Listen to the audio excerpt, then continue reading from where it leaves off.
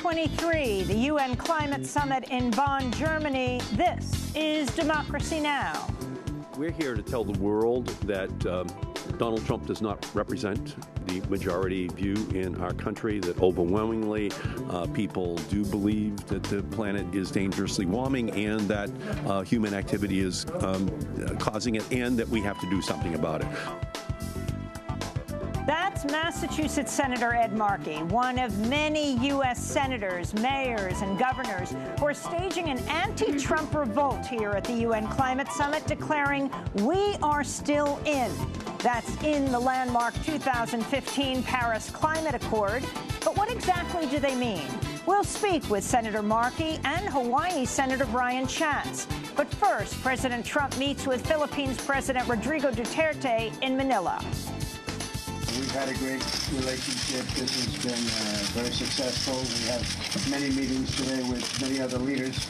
The ASEAN conference has been handled beautifully by the President and the Philippines and your representatives, and I've really enjoyed being here.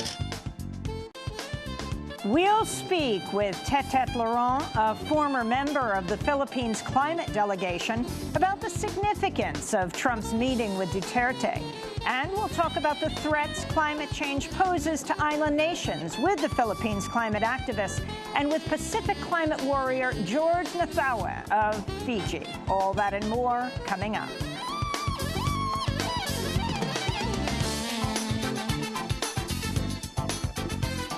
Welcome to Democracy Now!, democracynow.org, the War and Peace Report. I'm Amy Goodman. More than 330 people have died in Iran after a powerful magnitude 7.3 earthquake hit the western province of Kermanshah near the Iraqi border.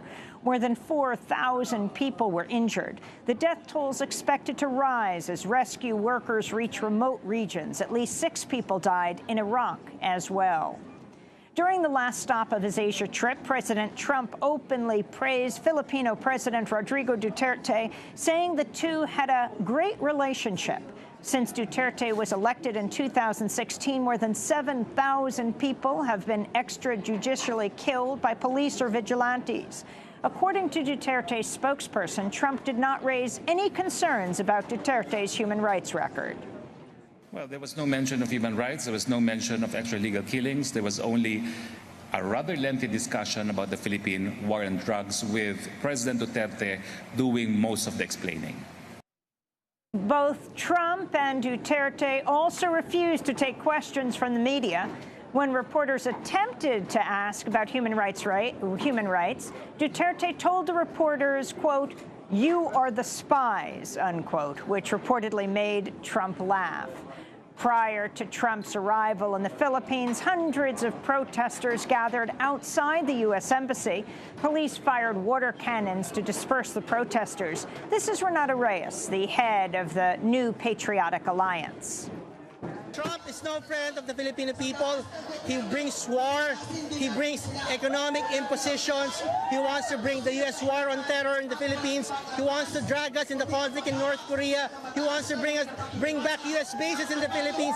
These are things that are not beneficial to the Filipino people. President Trump was in Manila for the opening of a summit of ASEAN. That's the Association of Southeast Asian Nations. The regional body is facing criticism for failing to address the crisis in Burma, where the United Nations has accused the military of Burma of waging a campaign of ethnic cleansing against the Rohingya Muslims. Burmese leader and Nobel Peace Prize laureate Aung San Suu Kyi spoke in Manila but did not mention the crisis. Aung San Suu Kyi was once a critic of ASEAN's policy of non-interference.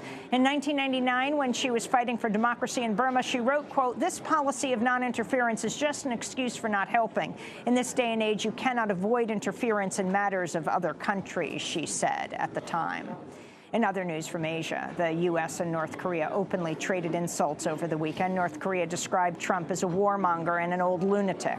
Trump responded on Twitter by writing, quote, "Why would Kim Jong-un insult me by calling me old when I would never call him short and fat?"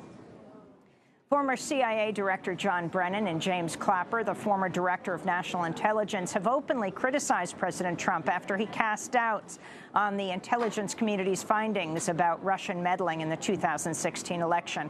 During a conversation with reporters aboard Air Force One, Trump said he believes Russian President Vladimir Putin's denials and questioned the conclusions of the CIA and other U.S. intelligence agencies. Trump said about Putin, quote, "Every time he sees me, he says, I didn't do that. And I really believe that when he tells me that, he means it." Trump went on to describe Brennan and Clapper as political hacks. Trump later walked back his remarks, saying he accepts the opinion of the U.S. intelligence agencies. In news from Europe, over 750,000 supporters of Catalan independence marched in Barcelona Saturday, calling on Spain to release 8 members of the deposed Catalan government. I am here because there are political prisoners that should not be in jail. We are appalled, angry, and mad because of this situation, because people don't deserve it.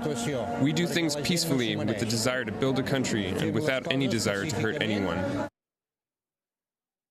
The Catalan leaders were jailed by Spain after the Catalan government declared independence on October 27th. The region's former president, Carles Puigdemont, who is now in Belgium, also faces charges. Meanwhile, Spanish Prime Minister Mariano Rajoy traveled to Barcelona Sunday for the first time since imposing direct rule on Catalonia. He vowed to end what he described as, quote, separatist havoc.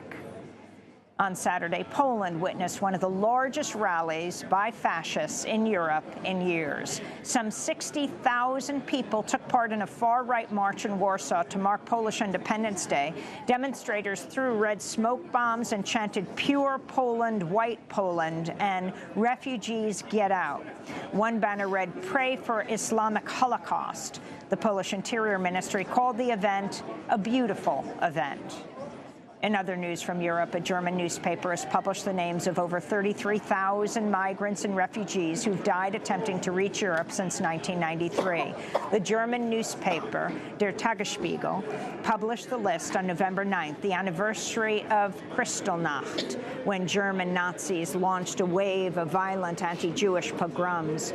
According to the UN International Organization for Migration, 2016 was the deadliest year to date for migrants attempting to reach Europe, with more than 5,000 deaths. Another 3,000 people have died so far this year. Lebanon remains in a state of crisis more than a week after its prime minister, Saad al-Hariri, unexpectedly resigned while on a trip to Saudi Arabia. Lebanon's president, Michel Aoun, and others have accused Saudi Arabia of kidnapping Hariri and forcing him to resign against his will. On Sunday, Hariri gave his first televised interview since arriving in Saudi Arabia. On Friday, Hezbollah leader Syed Hassan Nasrallah condemned Saudi's interference in Lebanese politics. In news from Africa, the U.S. has carried out at least 3 drone strikes in Somalia since Saturday in an intensification of the U.S. campaign against the militant group al-Shabaab. Some 400 U.S. troops are also now operating in Somalia, quadruple the number from when Donald Trump took office. In Alabama, Republican Senate candidate Roy Moore is facing increasing calls to drop out of the closely watched race after at least 4 women accused him of making sexual advances on them while they were teenagers. On Saturday, Moore defended himself. But several of Roy Moore's former colleagues have publicly acknowledged it was common knowledge that when Moore was in his 30s, he would date teenagers. Meanwhile, Axios is reporting Steve Bannon has dispatched 2 Breitbart employees to go to Alabama to dig up dirt on the women who publicly spoke out against Moore. The entertainment, political, business, and athletic worlds continue to be rocked by new reports of sexual abuse and misconduct by prominent men. On Friday, the comedian Louis C.K. admitted reports were true that he mistreated women and masturbated in front of fellow female comics. Other men facing accusations of sexual misconduct include the actors Steven Seagal, Richard Dreyfuss, and George Takei. former FIFA president Sepp Blatter, Warner Brothers TV executive Andrew Kreisberg, film producer Gary Goddard, and Jesse Lacey of the band Brand New. Meanwhile, the three-time Olympic gold medal gymnast Ali Raisman has revealed she was sexually abused by Larry Nassar, the former doctor of the U.S. women's gymnastics team. She spoke on 60 Minutes to John LaPook.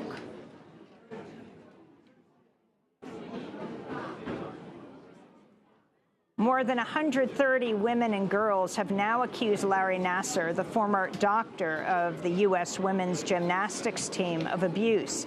He's currently in jail awaiting sentencing on child pornography charges.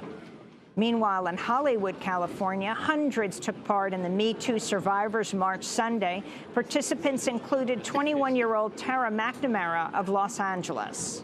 Every woman in my life that I've ever known has been sexually assaulted or sexually harassed. I've been sexually assaulted. I've been raped. I've been sexually assaulted multiple times throughout my life. It's affected me in every aspect of my life. It's given me major depression. I always have tried to speak out about these things, and there's always been kind of this awkwardness around it or hesitation with people to speak about it. This is really cleansing. And those are some of the headlines. This is Democracy Now!, DemocracyNow.org, The War and Peace Report. I'm Amy Goodman. Yes, we are broadcasting live from the UN Climate Summit in Bonn, Germany, where representatives from nearly 200 nations have gathered for negotiations aimed at bolstering the landmark 2015 Paris Climate Accord. This year, Fiji has made history by becoming the first small island nation to preside over the UN Climate Summit. The event itself is being held in Bonn because of the logistical challenges of hosting 25,000 people in Fiji at the start of the South Pacific cyclone season. But it's still being called the Island COP. Climate change poses a particularly devastating threat to low-lying island nations like Fiji. A new report says Fiji would have to spend $4.5 billion over the next decade to adapt to climate change, a sum equivalent to its entire annual gross domestic product. Meanwhile, a new report released today shows climate change threatens 1 in 4 natural World Heritage sites, from the Florida Everglades to Mount Kilimanjaro and Tanzania. This year's climate change conference comes after President Trump has vowed to pull the United States out of the landmark 2015 Paris Climate Accord. Last week in Bonn, Syria signed on to the Paris deal, meaning that if President Trump fulfills his vow to pull the U.S. out of the deal, the United States would become the only nation on earth that is not a party to the agreement. There are, in fact, a number of U.S. delegations here in Bonn, though. One is a coalition of U.S. lawmakers, universities, companies, and faith groups that are staging an anti-Trump revolt by rejecting Trump's action and declaring, "We are still in." Well, on Saturday, a group of protesters, many of whom were Native American, disrupted California Governor Jerry Brown's speech here in Bonn, calling on California to ban fracking. The protesters yelled, "Keep it in the ground." Yeah, I wish we could have no pollution, but we have to have our automobiles. In the ground. In the ground. I agree with you, in the ground.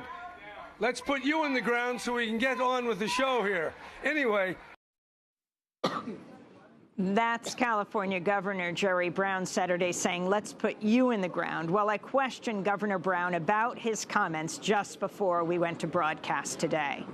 On Saturday, a group of protesters, mainly Native American, disrupted your event and called for a ban on fracking. No, they were calling for a ban on all oil production. So they said oil production. So they said keep it in the ground, and you responded by saying, let's put you in the ground. Can you explain what you meant?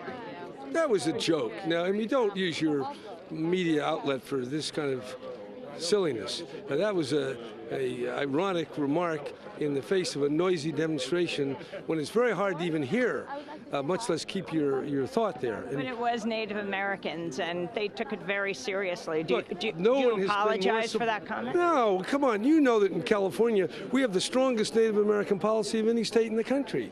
And we have the most environmental, and we have the toughest rules on oil. I don't think we should shut down oil in California and then take it from Venezuela or take it from places where the rules are even worse. We have to stop the cars. We have to get electric. We have to get public transportation. We need better land use. We've got to solve the problem. And I understand because we deal with protests all the time. But California, we are cutting our oil consumption, we're cutting our greenhouse gases. That's what we have to do, not just a slogan or a march around or talk. I'm talking about reality. And California has the strongest oil reduction rules in America. We're the leader. If someone wants to say, oh, get rid of oil, you mean get rid of our cars. If you got rid of cars, you would have a revolution and there'd be shooting in the streets. They were serious calling on a ban on fracking like New York and Maryland. Of oil production. But also fracking. What is your approach to that? I don't think it makes sense to import oil by train. It's very dangerous. And people who say, hey, don't take oil out of your ground, bring it by train or by boat, that's far more dangerous. The answer is stop using oil in cars, in trucks. You need a renewable vehicle grid. That's the answer. And I think to say anything else is not intellectually honest and is not helpful. Are you considering a ban on fracking? Thank you. Let's go. We're considering a ban on oil over the next 25 years. We're reducing it. That's pure rhetoric. Pure rhetoric. What are you going to do if New York and Maryland did it? We've got to go. We've got to go. Yeah, because they don't have the same situation. Pennsylvania didn't do it. Okay. This is just kind of a little left-wing routine here. I don't think fracking is. Fracking is a very serious issue. Fracking is very serious, and horizontal fracking is very dangerous and uses 10 times the water. And in California, it's a very small part. What I'm talking about, we'd like to get rid of all oil drilling, but we have to do it in a systematic way, reducing the demand and not just the supply. Because if we don't reduce the demand, we'll get the supply by boat and by train, and that is really dangerous to human beings. People die from the training of bringing in of oil. So that's the honest truth. I don't know whether that is something you're going to want to deal with, but I'm telling you the way it is. So that was California Governor Jerry Brown. Meanwhile, on Saturday afternoon here in Bonn, thousands of people took to the streets for a rally and march to demand an end to fossil fuel extraction. These are some of their voices. Hi, my name is Carlotta Grohmann. I'm from the Bonn Youth Movement, and we are here today because we think that, that climate change, that environmental pollution is not just one cause. It's not just the carbon emissions. It's not just coal. It's everything. It's nuclear power. It's the way that we are putting war all over the planet and destroying it. It's the way that our economic system is working for the profit of few.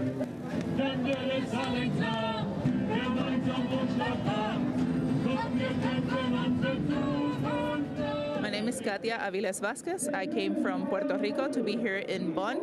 Part of the reason I'm here is the Caribbean just got hit with 2 major force hurricanes, and we had unusually high activity of hurricanes, particularly part of the effects of increased temperature due to climate change.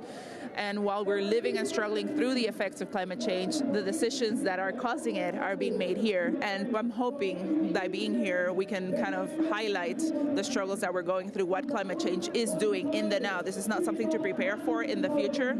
We're living it, we're suffering, we're dying at this moment. We have lost power, we lost communications, we lost potable drinking water, and our economy is collapsing due to that. So we need climate reparations. One of the things that we're demanding, ending the Jones Act, ending the colonial rule and promesa. We want to be able to work, trade, and heal with our Caribbean sister islands like they have offered to help, but the U.S. has told them no. And we want to make sure that we transition into renewables, not just rebuilding the Puerto Rico of old that replicates the oppression that led us to being in such vulnerable positions.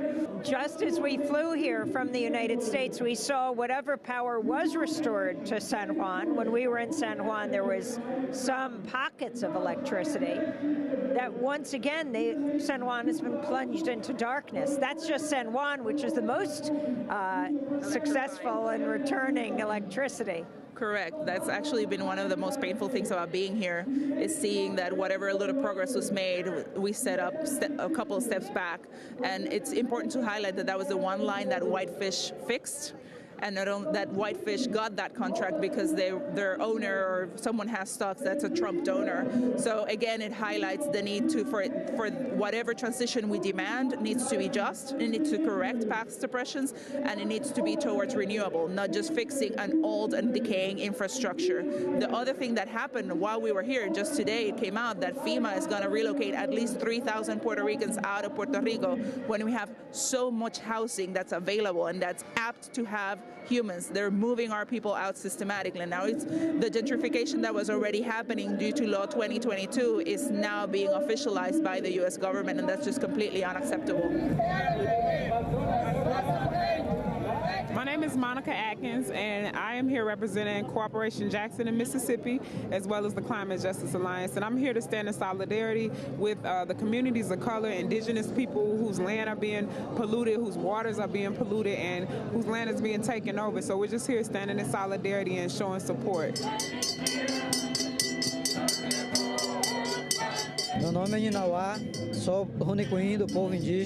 My name is Chief Ninwa. I am from Acre, Brazil, with the Hunikui people. I came to bring a message from the forest to this climate conference. This message is of life, love, peace, and hope. We believe that nature should not be commercialized for big capital. We came here to demand respect for human beings, for the water, for the forest, and everything that depends on the forest. My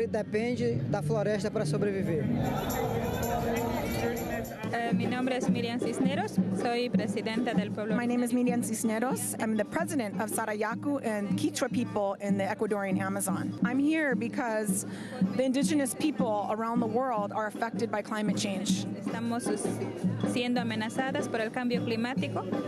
Es por eso que nosotros... And we came with the proposal, the Living Forest proposal, to advance this call for the living forest, but also to join forces and gain solidarity from other people, other movements, and so that we can unite and be in this fight together.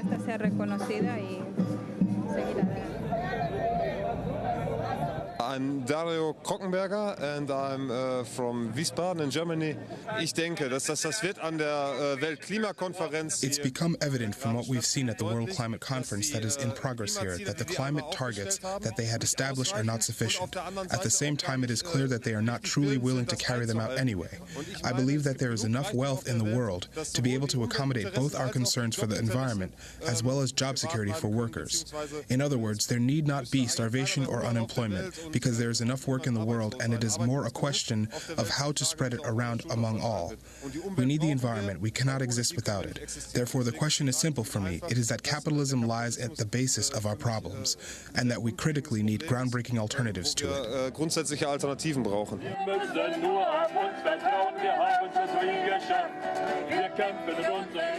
Voices from the streets of Bonn, Germany, here on Saturday. When we come back, we'll look at President Trump's meeting with Philippines President Rodrigo Duterte in Manila and the threats climate change poses to the Philippines and other island nations like the host of the Bonn summit. It's called the Island COP. We'll talk with a climate warrior from Fiji. Stay with us.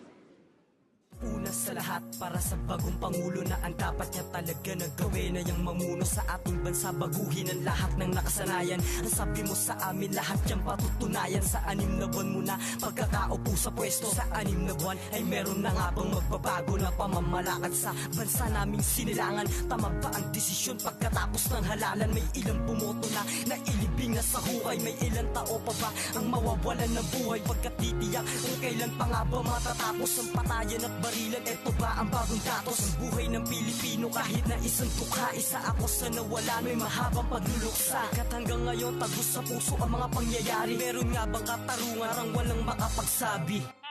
Kailangan bang gamitan ng dahas? Kamay na bakal ang umiral na batas? Solusyon ba sa pagbabago? Magbawas ng tao na maaari pang magbago kaso nagwakas? Ang buhay dahil napasama lang sa kota.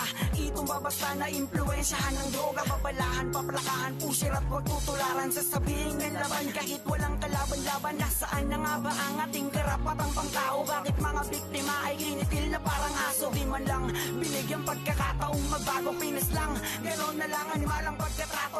Justicia, Justice by Jay. Here on Democracy Now!, DemocracyNow.org, The War and Peace Report. We're broadcasting live from the UN Climate Summit in Bonn, Germany. That's actually hosted by Fiji. Well, the UN Climate Summit comes as President Trump is in the Philippines as part of his 13-day trip across Asia. Hours ago, Trump met with Philippine President Rodrigo Duterte on the sidelines of the ASEAN Summit.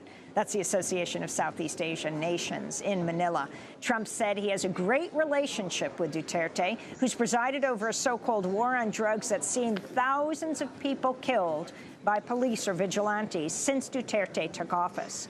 The meeting came after Duterte sang a Filipino love song during a gala dinner Sunday night with other world leaders, saying later he sang it on the orders of President Trump.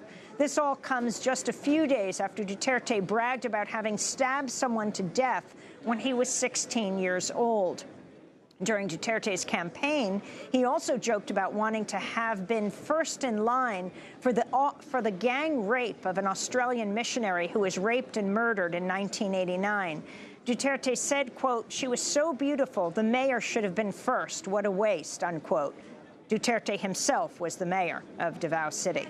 Well, for more on President Trump's trip to the Philippines and the threat that climate change poses to the Philippines and Southeast Asia, we're joined by Tetet Laurent, Program Manager for Climate Justice at EBON International. She was a member of the Philippines delegation to the UN Climate Summits from 2011 to 2013. Before we talk climate politics, let's talk the politics of your country and President Trump coming to the Philippines. You know, every UN climate summit, it seems, over the last years, we're dealing with a typhoon in the Philippines. What about this year? Well, today we are facing an even more destructive and horrible cyclone, and that is President Donald Trump himself. What do you mean by that? And talk about his trip and his so-called, as he described it, great relationship with Duterte, your president. Yeah, as we speak, I'm very proud to say that a lot of thousands of activists, thousands of farmers, workers are trooping down the streets of Manila to disrupt this meeting of the ASEAN and also to say that Trump is not welcome in the Philippines. The Philippines and the United States have always had that special relationship in the sense that, you know, governments and presidents, even before Duterte, have welcomed U.S. policy with open arms and very welcoming of U.S. investments, U.S. corporations, taking away our resources, exploiting our people, and just getting away with virtually everything, even military exercises. Can you give us a history? I did a little bit of his human rights record. I mean, he's only been president for a year now, just as President Trump has been. But, I mean, the story of 1989, him saying he wishes he was first in line to rape an Australian missionary who was raped and murdered. To talk about just the last few days, he says he murdered a person when he was 16 years old. Yeah, you can really see the character, you know, that he's racist, he's sexist, he's misogynist, and he's militarist. In his reign for 20 years as mayor of Davao, everyone knows, but it's not really admitted officially that he was, you know, he has a Davao death squad behind him, keeping peace and order in Davao, and he's doing it right now. No, and he even brags that he could put the whole country, the entire country, under martial law anytime he wants to. And the significance of Trump saying that he, in a sense, supports, he says he has a great relationship with Duterte. What does that mean for the Filipino people? It only goes to show Duterte's true colors. Initially, he said that he was going to pursue an independent foreign policy. He was very critical of the United States. But what we're seeing now is that these two guys, these two macho bullies, have a very special relationship and that they like each other. So what does it say about the policies, no? Duterte is here to follow or to be obedient to whatever the U.S. says. What is the name that people have for Donald Trump and Rodrigo Duterte? Oh, we call them Duterte Trump. because they're basically of the same mold. We are talking with Tetet Laurent, who is with IBAN International, and we are now joined as well by George Nathawa, who is a Fiji Islander and a Pacific climate warrior. Let's now pivot into the issue of climate. We'll stay with you, Tetet. How does climate affect the Philippines, and what are you calling for here at the UN Climate Summit? Well, the Philippines has always been poster child of the climate change. And as you said, especially during COPs, you know, one big typhoon hits our country, an earthquake strikes, affecting millions. So at this COP, we're hoping and calling on governments to be accountable, number one, to make good on the promises that they made 2 years ago in Paris. And number two, because what they've put in as pledges in the Paris Agreement is not enough, because it's still going to bring us anywhere between 3 to 7 degrees warming. We're calling on them, you know, to increase the level of ambition, note the urgency, and really just try to do everything that they could to avoid runaway climate change. We're also joined by George Nathawa, who is a Fiji Islander. So, George, your country is actually hosting the summit. It's called the Island COP, but it's being held in Bonn because Fiji couldn't deal with 25,000 people coming in all at once for this summit. But talk about how climate affects Fiji and place it for us geographically. So Fiji, impacts of climate change in the islands is such that we have sea level rise, saltwater intrusion, harsh weather patterns, flooding. But just last year we had the worst cyclone, the Category 5 cyclone that hit Fiji. It was devastating to see thousands of homes damaged and about 40 people lost their lives. And this is something that we've never experienced before. And the significance of this being an island COP, it's your island that's hosting this, Fiji? I mean, this is to show the world what true leadership is all about, you know, and we have our leaders from the islands that are pushing that affirmative action is taken and that the Paris Agreement is put into play, you know, and that... What does it mean to be a Pacific climate warrior? It means we bring our faith, our culture, our tradition into the mix of things, you know, and to show people who we are as human beings from the islands, and that we are connected to the land and to the ocean, and that this is important to us. And the fact that President Trump is pulling the U.S. out of the UN Paris Climate Accord, what does it mean to you? It's frustrating. I'm angry, but at the same time, I'm hopeful and to see that our island leaders are taking the true leadership role that is needed. And Tetet Laurent, the fact that Trump, yes, is in your country right now in the Philippines, you're here in Bonn for the Island Summit, this Island COP. What does it mean to you that the U.S. now, following Syria and just before that Nicaragua signing on to the Paris Climate Accord, that means the U.S. is alone if it in fact is pulled out of the accord, even with Trump's efforts to pull it out. He actually can't pull it out till 2020. I think it's a day after the next election. Mm-hmm. Well, the U.S. has never been a climate leader. So, you know, it doesn't really matter much if they stay in or they stay out of the agreement. It's because we haven't seen real climate leadership. There's still the role of the U.S. policy, and it's not just about the environmental policy. It's also about trade. It's about finance. It's about putting in place policies that extract more resources from countries like the Philippines and Fiji and bringing in their corporations with destructive mining activities, you know, opening up our country and our people to even more damages and vulnerability. And what does it mean to you when activists, George, from the United States, actually grassroots activists, governors, senators, mayors, nonprofits from all over, come as a kind of separate delegation from the Trump delegation? We have 15 seconds. I think it's important because we don't stand alone in this fight, you know. Even though we face the impacts of climate change back home, we know that we're in this fight with others around the world, and that's very important, you know. Well, I want to thank you both for being with us. And, of course, we're going to continue to discuss this. Tetet Laurent, Iban International. George Nathewa from Fiji is a 350.org Pacific climate warrior. When we come back, a group of U.S. lawmakers are here in Bonn staging an anti-Trump revolt by declaring we are still in. That's in the 2015 Paris Climate Accord. We'll speak with Senators Markey of Massachusetts and Schatz of Hawaii. Stay with us.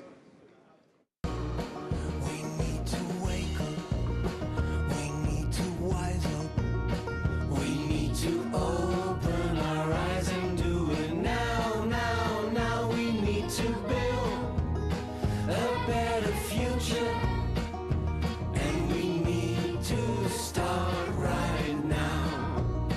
We're on a planet that has a problem. We've got to solve it, get involved and do it now, now we need to build a better future. This is Democracy Now!, DemocracyNow.org, the War and Peace Report. We are broadcasting live from the UN Climate Summit in Bonn, Germany. I'm Amy Goodman. Despite President Trump's vows to pull the United States out of the landmark 2015 Paris Accord, there are a number of U.S. senators, mayors, governors who are staging an anti-Trump revolt here in Bonn. This is Rhode Island Democratic Senator Sheldon Whitehouse speaking in Bonn on Saturday. The primary point that I want to make is that the Trump administration is not only isolated in the world community on this issue, but also isolated within America on this issue. Congress has many strong voices who oppose the Trump administration. Governors, mayors, American corporations, our NGO community are all continuing ahead. That's Whitehouse, not to be confused, though, with the White House. That's the Rhode Island Senator Sheldon Whitehouse. The lawmakers are part of a coalition of cities, universities, faith groups, and companies who are in Bonn, Germany, to reject Trump's vow to pull the U.S. out of the Paris Accord and instead proclaim we are still in. Well, on Saturday, Democracy Now! Asked a number of these senators and mayors what they mean when they say we're still in. Among them, Massachusetts Democratic Senator Ed Markey. I began by asking him why he's here at the UN Climate Summit in Bonn, Germany. We're here to tell the world that Donald Trump does not represent the majority view in our country, that overwhelmingly people do believe that the planet is dangerously warming and that human activity is causing it, and that we have to do something about it. So we just want them to know that inside our country, mayors, governors, private sector companies and individuals are continuing to move forward to meet the goal that was committed by the United States to the world. Well, what does that mean? I mean, if President Trump says he's pulling the U.S. out, what does it mean to say you're pushing to meet the goals? There are existing federal laws on the books that we will not allow him to repeal. There are existing state laws. The fuel economy standards that push our country towards over 50 miles per gallon by the year 2025. We are going to fight to make sure that stays on the books. The state laws for renewable electricity to be deployed in state after state, those laws are not going to be repealed. The appliance efficiency standard that ensure that the toasters, the stoves, the light bulbs are made ever more efficient, we're going to fight for that as well. So ultimately, it's the amount of pollution that goes up into the sky, and that comes from appliances, it comes from buildings, it comes from vehicles that are driven, and we are just here to tell them that we are going to make it very difficult for the president to roll back any of those standards. And at the state level and the city level, it's going to continue to move forward very aggressively, along with hundreds of companies in our country who are committed to raising their goals. So there's the We're Still In coalition that you're a part of. You're still in right. Climate Accord. But then there's also the Trump administration. They actually are making the trip over here, some of them, to hold a news conference pushing nuclear and coal and gas. Your thoughts on this? The Trump administration is looking at the world in a rearview mirror, but going forward, when there are auctions in country after country, for example, Mexico had an auction for solar power that came in at 3 cents a kilowatt hour. That's below the cost of natural gas. It's below the cost of coal. So this is a revolution that they can't stop. The economics of the renewable revolution are now out of the control of governments. They are now out in the economic marketplace, and we're here to tell them that we understand that the economics of renewables, of all electric vehicles, are all moving inexorably towards the day when his attempt to protect the fossil fuel economy is just not going to be successful. What's going to happen with President Trump's nomination for his environmental policy advisor, Kathleen Hartnett-White, who said carbon dioxide is harmless, actually a plant nutrient, and she described wind and solar power as unreliable and parasitic. She says climate change is a dogma that has little to do with science. And in a blog, she said coal dissolved the economic justification for slavery. I sit on the committee that had the hearing with her testifying last week. She and her nomination are an embarrassment to our country. She does not believe in science. She does not believe in the harm that CO2 does. She is somebody that is only reflecting the views of corporate America, the fossil fuel industry. So the Democrats are going to fight her as hard as anyone has ever been fought. In our committee and on the floor of the United States Senate, we are going to make sure that every Republican understands that it will be one of the most embarrassing moments of their lives if they vote to confirm her to a position of high responsibility over the environment in our country. Do you have any Republican allies on the committee? I think that there is perhaps here a bridge too far, that it might just be something that is so egregious, so bad, that Republicans of conscience, who we know really do want to protect the environment, will have to stand up and say no. And we think that we have an excellent chance to defeat her and to defeat Michael Dorson, who has been put in charge of toxics as well. I don't think Republicans want to vote on either one of them. Explain who Dorson is and what he represents. Michael Dorson is someone who worked for the chemical industry, who has now been nominated to take over regulation of toxic chemicals in our country.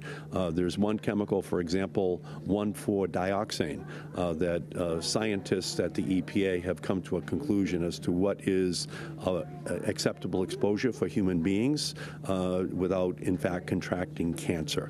He believes that human beings can be exposed to 1,000 times that level of 1,4-dioxane. We think that's an embarrassing vote for the Republicans out on the Senate floor as well, and we're going to make sure that everyone understands how bad not only he is, but his other environmental nominees.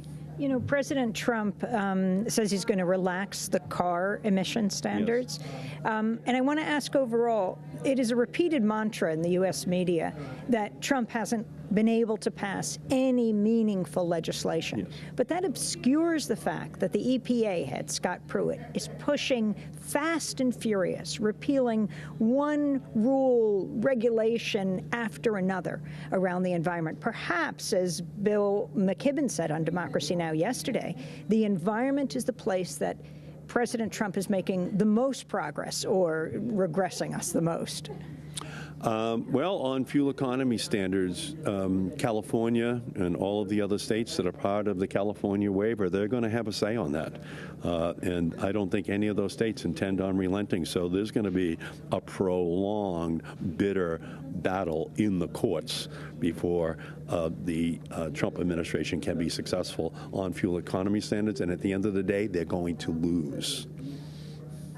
And what about the fact that the EPA is moving to repeal so many environmental standards and succeeding?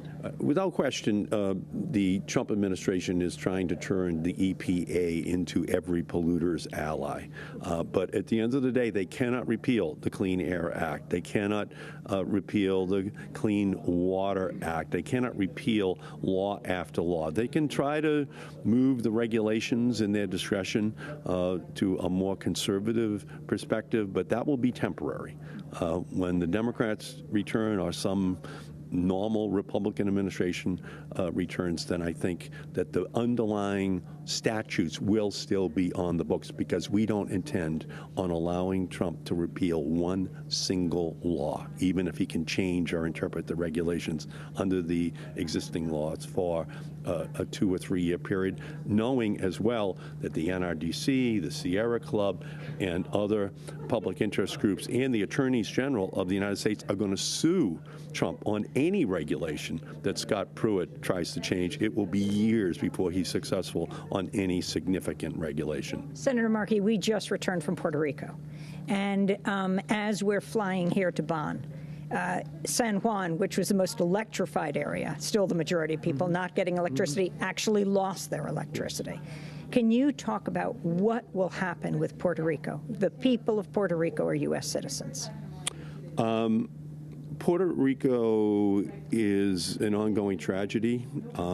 It unfortunately is something that has had the Trump administration think of them as second-class citizens and not giving them the commitment which they need. The mayor of San Juan, Mayor Cruz, she speaks for me and I think the majority of the American people, that they are not ingrates. They're American citizens. They are people who are entitled to all of the full protections and benefits of our country. And in Congress, before the end of this year, we're going to have a mighty battle over this, over what is happening with the American response, the American government's response down there. And we have to make sure that there's full funding that goes to Puerto Rico in the same way that it would go to Louisiana or Texas or Florida if they had a catastrophe. And we're going to make sure we have that battle. FEMA has just said that they will move out thousands of Puerto Ricans to the mainland. We were just speaking with a Puerto Rican activist who is here deeply concerned about the answer being not solving the issue of Puerto Rico and all that has to happen right now that also goes to its debt and what's going to happen there, but just moving Puerto Ricans out. Yeah. There are estimates that upwards of 500,000 Puerto Ricans could just leave permanently that island and not go back again. That's just wrong. These people should be given an option that they know that the American government is coming in to help them in a very brief period of time to rebuild their homes, to rebuild their towns. Otherwise, they're almost economic refugees being forced to flee to Florida or Massachusetts or New York or New Jersey or Illinois, which is where they're heading. That's wrong.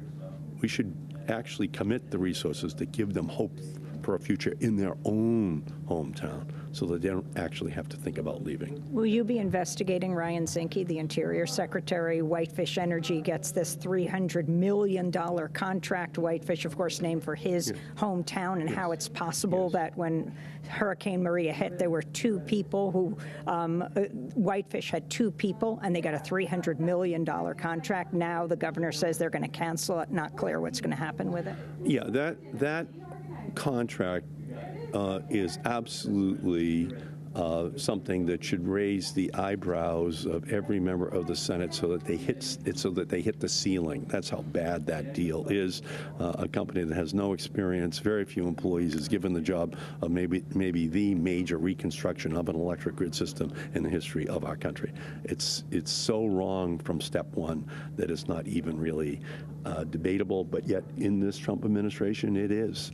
And so we need to make sure that we use that as an example that illuminates the soul of the Trump administration when it comes to how the people of Puerto Rico are treated. What is your view on nuclear power? It seems that a number, even of progressives, are starting to say, well, it's better than coal, it's better than gas. But so many people have fought nuclear power in this country for so many years. The economics of nuclear power are absolutely abysmal. Westinghouse went bankrupt trying to build nuclear power for the people of Georgia and South Carolina. And that's been what has happened over the last 30 years. It never did come back from 3 Mile Island or Chernobyl or any of the other questions that have been raised over the years. It's just almost impossible for them now to receive private sector funding. That's why we have the Price-Anderson Act that has the American people covering a major meltdown to the tune of $20 billion or more if something goes wrong. You don't need that with renewables. You don't need that with natural gas. And I think ultimately utility executives are rational, and they're going to move towards the kinds of electrical generating technologies that are drawing the bulk, overwhelming bulk of private sector investment. Perhaps the greatest threat to the environment is nuclear war. President Trump has certainly upped the ante when it comes to North Korea, saying he's going to unleash fire and fury on a population of 25 million. Your thoughts as he comes back from Asia now? On Tuesday night, we're going to have a hearing in the Foreign Relations Committee. I asked Senator Bob Corker, the chairman of the Foreign Relations Committee, to have a hearing on the use of nuclear weapons by the United States first in a conflict with the North Koreans or any other country. It's time for us to have this debate across our country. Should the United States be the country that initiates a nuclear war, even if we have not been attacked by nuclear weapons? We need a national referendum on this issue. Donald Trump, no single human being should have the power to use nuclear weapons when they have not been used by an opponent, an adversary of our country. Do you feel we're closer to nuclear war now? I think it's very possible on the Korean Peninsula that we could slip into a situation where conventional war escalates so quickly that nuclear weapons becomes contemplatable on both sides. And I'm also concerned that there may be a plan by the U.S. government to use small nuclear bombs, baby nuclear bombs, to go in and surgically try to attack the nuclear weapons systems inside of North Korea. The problem with that is that even the Pentagon has concluded that there's no guarantee that we would have knocked out all of the nuclear weapons capacity of North Korea, which could still leave them with the capacity to launch against South Korea, where we have 200,000 Americans, including 30,000 military personnel, or towards Japan, or towards Guam. It would be catastrophic. And let me ask you a quick question about Roy Moore. Your thoughts on the Alabama Republican candidate for the Senate seat. 3 women at this point have accused him of sexually abusing them, one when she was 14 years old. It's obvious that he should pull out of the race to become the new senator from the state of Alabama. But it's clear that the old saying, hypocrisy is the tribute that vice pays to virtue, applies to Roy Moore. He's always said the right thing, but now he has a chance to do the right thing. But it's not clear that he's going to. And lastly, this all happens in an era of Trump, when already more than a dozen women have accused him of sexual abuse. He said he would sue them after the election. The election came and went. He's not sued any of them. Already one has sued him for libel for calling her a liar. I think that from Harvey Weinstein to Roy Moore to all the other revelations, it's pretty clear that we have kind of crossed over into a new era, which is a great new era, which is that women are speaking up. They're trying to make our country become more accountable for what has been a culture which has existed for far too long. That was Democratic Senator Ed Markey of Massachusetts. Well, on Saturday, we also got a chance to speak with Democratic Senator Brian Schatz of Hawaii. I began by asking him why he's here in Bonn, Germany. Well, we want to send the unequivocal message that although the president has taken the wrong position with regard to climate generally and specifically with regard to staying in the Paris Climate Accords, that the United States is still in. The framework that allows us to make progress on clean energy is a couple of things. First, it's the investment tax credit and the production tax credit, which is federal law. Second, it's the Clean Air Act, which is federal law. He is not a monarch. He cannot repeal that law. He doesn't just not only not have 60 votes, he doesn't even have 50 votes. And so people don't necessarily understand that although the president is making unhelpful statements, he is not in charge of clean energy policy. We are making progress at the state level, at the city level, and through the private sector. So the clean energy revolution will continue regardless of what he and Scott Pruitt want. Tell us how climate change affects Hawaii. Hawaii feels so passionately about climate. Our oceans are warming. As a result, we have more ocean acidification and coral bleaching. You can actually see it. There was a summer during which the whole south shore of Oahu, you could see the bleached coral almost across all of the surfing spots. And so it's gone from an issue that only environmentalists cared about to an issue that almost everybody in the state of Hawaii cares about because it's really affecting our quality of life. And so as a result, we're taking action. We have the first clean energy statute that requires 100% of all of our energy to be produced from clean, renewable resources by the year 2045. We started with, similar to the COP21, with voluntary targets. And not ambitious enough targets, similar to what the UN has done. But we ratcheted up our ambition over a period of time. Then we made it mandatory. Then we exceeded those targets. Now we've almost quadrupled clean energy production in the state of Hawaii. And last year, we finally signed a law to say 100% clean energy. You've been senator for 5 years. The last year President Trump was elected. How has this country changed? How has it affected Hawaii this past year? Well, it's really interesting. President Trump, in a lot of ways, not just on policy, but in terms of style, is everything that Hawaii is not. We believe that our diversity is a strength and not a weakness. We believe in each other. We want to protect each other. And so he really is offending the sensibilities of so many people across the state of Hawaii. And in a lot of ways, we took pride in President Obama's even-keeled behavior, this idea that you can disagree without being disagreeable. And President Trump is everything that we are taught not to be growing up in Hawaii. Finally, what's your message for an island president? In fact, President Trump is from New York City. Manhattan is an island, and New York has a huge coastline. Both identifying with that from Hawaii to New York, and then the Pacific Islands. Leader is the president of the COP, and of course the Pacific Islands are suffering immensely from human-induced climate change.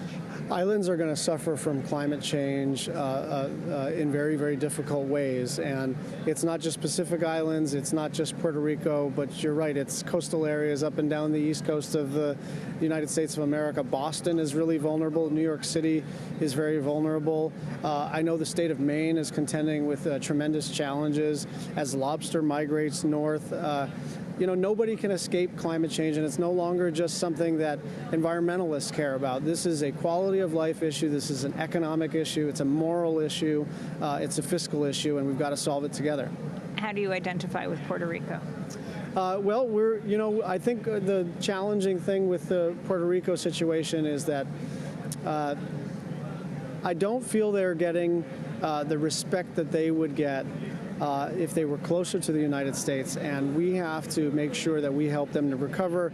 And I thought they should have mobilized the United States military instantly, as they would have if this had happened in an American state as opposed to a territory. Do you think it's racism?